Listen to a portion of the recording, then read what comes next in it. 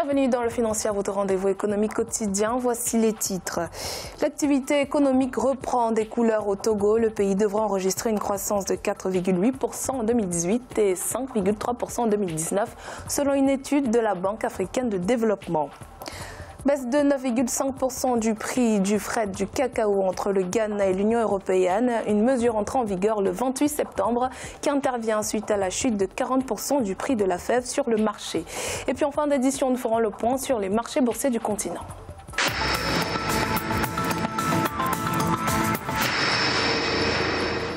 La croissance de l'économie togolaise reprend de plus belle. Dans son édition 2018 des perspectives économiques en Afrique, la Banque africaine de développement a indiqué que la croissance devra atteindre les 4,8% en 2018 et 5,3% en 2019 après une chute à 4,5% en 2017.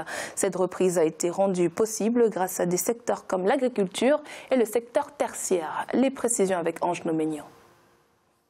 L'activité économique reprend des couleurs au Togo. Après une période de crise politique entamée depuis 2017, l'environnement macroéconomique est devenu favorable selon les experts, notamment grâce à un taux de croissance qui se situerait autour de 4,8% en 2018. Cette reprise a été rendue possible grâce à des secteurs comme l'agriculture et le secteur tertiaire qui respectivement contribuent à des parts de l'ordre de 7 points de pourcentage à la croissance en 2017 et 47% du produit intérieur brut. Nous exportons un peu de produits agricoles sur les pays voisins parce que nous sommes moins chers, du fait que nos salaires sont plus bas que dans les pays environnants. Ça, ceci pour l'agriculture. À cause de l'Internet, des nouvelles technologies. Donc, toutes les entreprises s'équipent pour améliorer leur gestion en ordinateurs et autres, en personnel technique. C'est ça qui a fait augmenter la part du secteur tertiaire.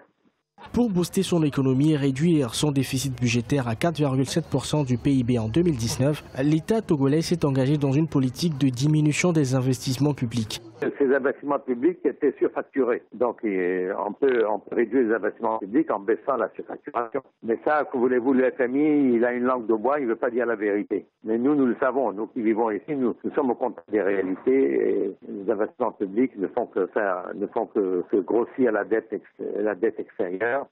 Selon la Banque africaine de développement, le Togo a fait des progrès en matière de développement, mais la majorité de sa population n'en a pas encore tiré les dividendes. Le gouvernement zimbabwéen compte supprimer plusieurs emplois gouvernementaux dans le cadre de son programme de relance économique, a annoncé mardi 2 octobre la ministre de l'Information Monica Mutsvangwa. Une mesure qui vise à stabiliser la situation économique du pays détériorée par des années de mauvaise gestion.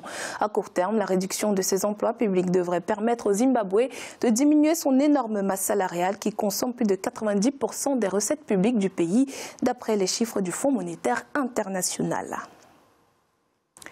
Le prix du fret maritime du cacao entre le Ghana et l'Union européenne va baisser de 9,4% cette année. Un accord a été conclu à cet effet le 28 septembre 2018 au Ghana entre la Cacao Marketing Company, l'autorité de transport maritime Ghana Shippers Authority et les principales compagnies de transport maritime. Cet accord intervient alors que le Ghana a perdu 2 milliards de cédis, l'équivalent de 410 millions de dollars à cause de cette chute des cours mondiaux de la fève. Ibrahima Djoumaba. Le Ghana et l'Union européenne ont conclu un accord de réduction de 9,4% du prix du fret maritime du cacao le 28 septembre 2018. Cette année, les chargeurs factureront la tonne de cacao transportée vers l'Europe à environ $45 contre un peu plus de $50 il y a un an. La réduction des tarifs est essentiellement due aux volatilités récentes du cours du cacao. Le prix du cacao a baissé de 40%, donc nous pensons qu'une réduction de 9,4% compense quelque peu ceci. Pendant que le Ghana gère l'exportation de sa production de fèves, la Côte d'Ivoire a augmenté de 7% son prix garanti aux planteurs à 750 francs CFA le kilogramme, soit $1,34. Les autorités ghanéennes ont maintenu le prix aux producteurs à 7,6 cédis, soit $1,53 le kilogramme pour la troisième campagne consécutive. Les gouvernements ivoiriens et ghanéens sont en train de prendre des mesures, effectivement, pour juguler la perte drastique de 40% des revenus du cacao. On sent bien qu'il y a une certaine forme d'harmonisation des politiques entre le Ghana et la Côte d'Ivoire concernant le cacao. On sent bien une reprise en main de la filière dans ces deux pays-là qui ne peut que être bénéfique aux paysans et qui ne peut que permettre la croissance dans ces deux pays et la relance de la production. Du fait de la chute des cours mondiaux de la fève, le Ghana a perdu 2 milliards de cédis, soit près de 410 millions de dollars lors de la précédente campagne. La hausse du prix garanti aux planteurs permettra aux producteurs ivoiriens d'accroître leurs revenus d'environ 100 milliards de francs CFA. Selon un communiqué de la Banque mondiale publié lundi 1er octobre, le déficit de la balance courante égyptienne s'est réduit de 58,6% pour se fixer à 6 milliards de dollars au cours du précédent exercice budgétaire 2017-2018. Cette performance serait due à la stratégie de flottaison monétaire mise en place par les autorités depuis 2016. Ceci a entraîné une dépréciation de la monnaie locale, induisant une réduction progressive du déficit commercial. La contribution de la filière des boissons dans l'industrie agroalimentaire en Algérie est de l'ordre de 7% avec un taux de croissance ces 5 dernières années estimé à 8%. Une information partagée par le président de l'Association des producteurs algériens de boissons, Ali Amani, lors de la première conférence internationale consacrée à l'industrie des jus de fruits, des nectars de fruits et des légumes organisée ce lundi 1er octobre à Alger.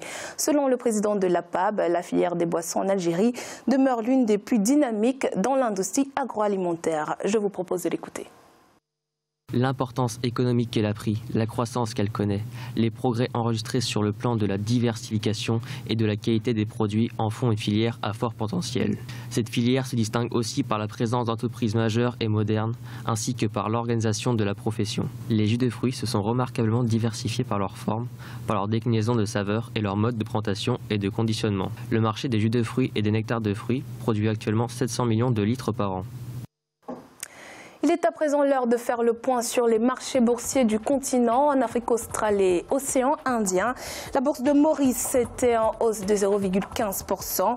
L'indice All-Share de Johannesburg perdait 0,57%. L'indice de Nairobi enregistrait une hausse de 0,17%.